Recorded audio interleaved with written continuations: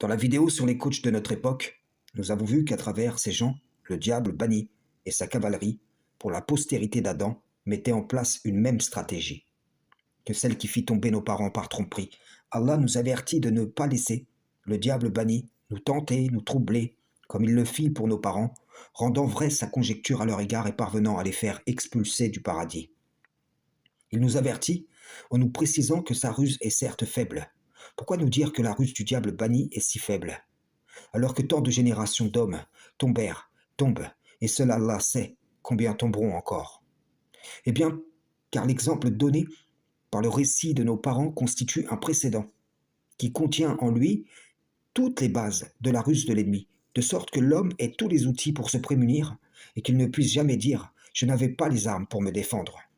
Il ne pourra déployer aucune excuse valable, recevable, au cas où il céderait à la tentation.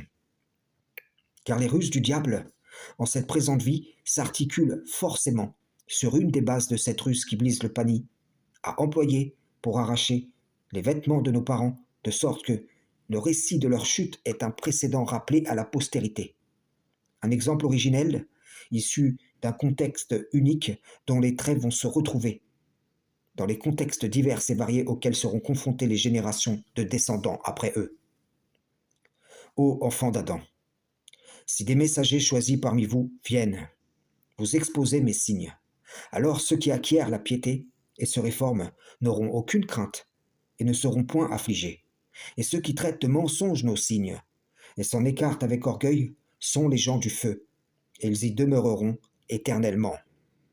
Je vous le dis, je suis l'un de ces messagers, et si vous tournez le dos, alors je vous ai averti en toute équité, comme il est écrit, un groupe au paradis et un groupe au feu, frères et sœurs en islam, salam, shalom.